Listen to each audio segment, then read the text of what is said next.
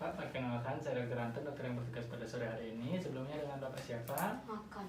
Bapak Ngakan. Dan Bapak Ngakan, Bapak Ngakan usianya sekarang berapa Pak? 55 tahun. 55 tahun Bapak ya. Alamatnya di mana Pak kalau boleh tahu? Denpasar. Di Denpasar. Pekerjaan sekarang sebagai apa Pak? Sopir. Sopir Pak ya. Baik Bapak, untuk sekarang saya akan menanyakan keluhan dari Bapak. Tenang saja dalam menyampaikan keluhan Bapak. Segala informasi yang Bapak berikan akan saya rahasiakan sebagai rahasia kedokteran Pak G. Baik Bapak, untuk keluhan utama yang Bapak rasakan sehingga Bapak ke klinik saya ini apa Pak ya? Sesak. Sesak Pak ya. Dari kapan Pak sesaknya? Dari 3 hari yang lalu. Dari 3 hari yang lalu. Apakah ada keluhan lainnya yang Bapak rasakan? Ada Pak ya. Seperti apa Pak? Hipertensi. Pusing? Oh pusing Pak ya, pusing. Baik Bapak, apakah Bapak memiliki riwayat hipertensi Pak?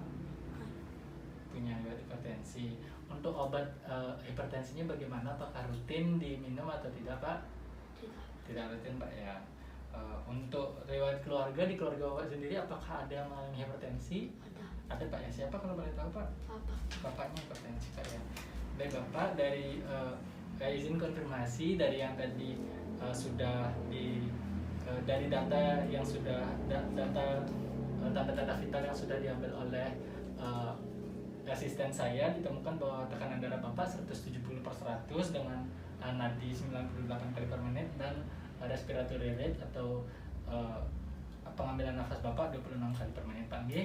Untuk keluhan yang Bapak rasakan selama 3 hari ini, saya akan melakukan 2 jenis pemeriksaan Pak ya. Yang pertama itu pemeriksaan JVP, yaitu mengukur jugular vein atau vena jugularis Bapak, tinggi vena jugularis Bapak menggunakan penggaris. Dan yang kedua, membacakan hasil X-ray yang setelah Bapak bawa panggil.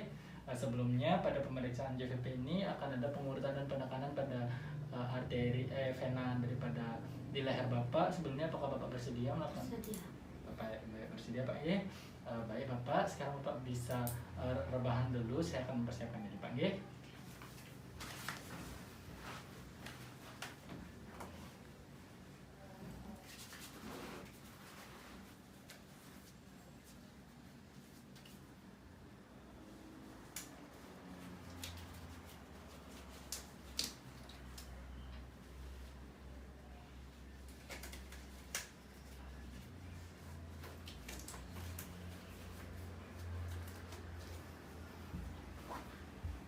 Baik Bapak, untuk yang pertama yaitu menggunakan tanpa bisa dikeluarkan Pak. Baik Bapak, untuk yang pertama Bapak dipersilakan untuk menghadap ke kiri terlebih dahulu. Baik, karena di sini tidak ditemukan adanya pulsasi, saya akan mencoba menggunakan bantuan untuk mengangkat kepala Bapak selama 30 derajat. Baik, Bapak bisa menghadap ke kiri lagi Pak. Baik, di sini karena vena jugularis, saya akan menekan daripada vena jugularis Bapak, melakukan pengurutan dan menentukan titik undulasi. Melakukan pemakanan dan melihat undulasi. Baik, setelah ditemukan undulasi, menaruh penggaris pada posisi horizontal, lalu mengukurnya menggunakan penggaris satunya dengan posisi vertikal di daerah manubrium sterni. Baik Bapak, dari titik kolaps didapatkan hasil 1,5 cm di atas dada, dan dari ventrikel kiri berarti itu tambah 5 cm Pak ya, dari itu sekitar 6,5 cm, itu masih dalam batas normal, masih sampai kurang dari 5,6 cm Pak ya. Baik Bapak, pemeriksaan JVP telah saya lakukan. Dan sekarang Bapak bisa duduk kembali dan saya akan membacakan hasil ronsennya Bapak Pak ya. Baik Pak.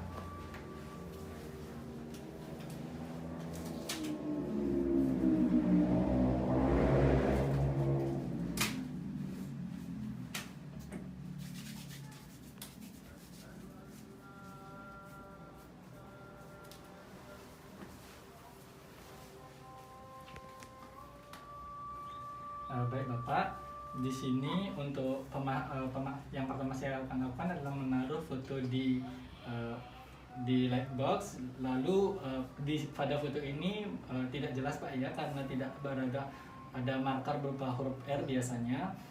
Untuk foto ini sendiri kalau dilihat dari sisi yang ini adalah foto proyeksi PA posterior anterior. Tanpa dari foto ini tidak terdapat identitas Pak ya, tidak ada dari nama, usia, jenis kelamin, dan juga tanggal fotonya, juga data rekam medisnya.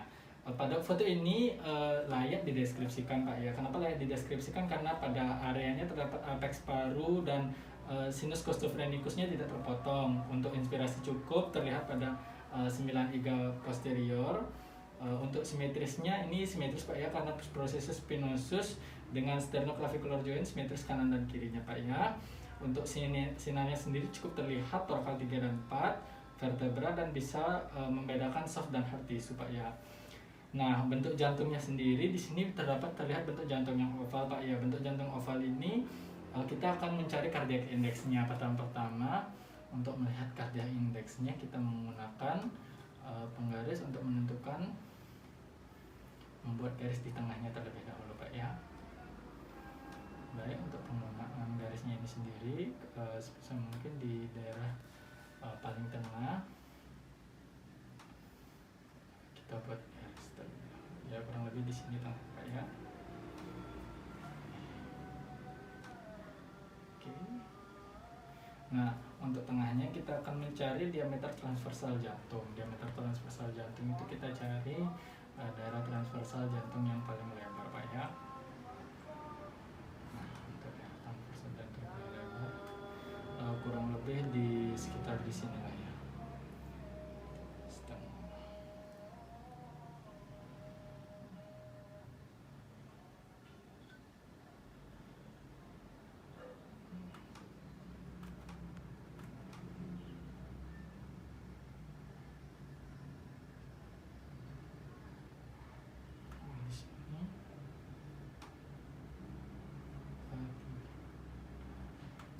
Di sini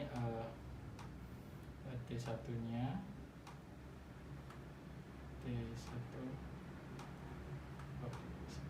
ya, ini di sini T1-nya Pak ya. Kalau kita lihat T2-nya sekitar di sini sekitar 1,5 cm.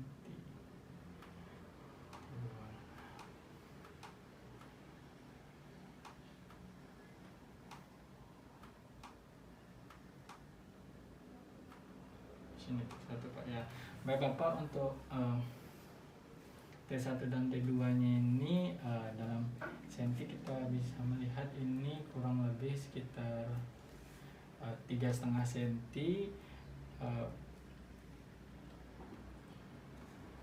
Di sini sekitar 2 cm ya. Ini jadi kita temukan sekitar 5,5 cm. Pada 5,5 cm ini kita lalu bagi dengan torokal keseluruhannya, ini kurang lebih segini Pak ya, yang paling panjang di transversal toraknya atau di TV, diameter transversal yang kurang lebih ini sekitar 8 cm Pak ya, kurang lebih 8 cm. Berarti tadi 5,5 dibagi 8 cm dikali 100% yang didapatkanlah hasil sebesar 69%. Nah, pada 69% ini tidak dilihat adanya pinggang jantung biasanya di sebelah sini Pak ya, dan juga identifikasi segmen anatomi jantung yang terlihat di sini terlihat pada perbesaran vena ventrikel kiri Bapak, sehingga apex jantungnya itu tertanam Pak ya. Untuk identifikasi ortanom sendiri kita hitung dia bisa dilihat ini sangat dekat dengan bagian atasnya Pak ya, dengan tengah-tengah daripada pertemuan clavicula sternal joint-nya. Nah, itu 1 cm dia Pak ya, jadi kurang dari 2 cm. Nah, untuk kurang dari 2 cm itu berarti ada elongasi karena batas atas aorta terhadap pertengahan dari ujung claviculanya itu kurang dari 2 cm Pak ya. Untuk identifikasi daripada hilus RDPA-nya, itu hilus RDPA-nya normal Pak ya, sepertiga lapang paru. Untuk corak bronkofaskularnya normal, Untuk parenkim paru tidak ada perkabutan dan sinus gastrofenicusnya lancip Pak ya. Lancip ini dapat dilihat lancip keduanya. Lalu diafragma kanan lebih tinggi dari diafragma kiri, dapat kita lihat. Diafragma kanan lebih tinggi daripada diafragma kiri. Juga kesan yang bisa diambil dari gambar ini adalah kesannya itu terdapat kardiomegali atau perbesaran jantung dengan diagnosis banding hipertensi, bisa juga dapat gagal jantung di sini Pak ya. Nah Bapak, untuk sekian penjelasan dari saya tadi tentang jugular vein pressure atau tekanan vena jugular Bapak yang 6 cm, dan juga X-ray Bapak dengan diagnosis banding yaitu hipertensi Pak ya, hipertensi gagal jantung Pak ya, dengan kesan jantung kardiomegali. Baik Bapak, untuk lebih lanjutnya saya akan berikan rujukan Bapak ke dokter spesialis jantung. Ini untuk surat rujukannya bisa dibawa untuk mencari dokter spesialisnya Pak ya. Sekian dari saya, apakah ada yang ingin ditanyakan lagi? Tidak ada Pak ya, terima kasih. Silakan berobat dokter jantungnya Pak ya.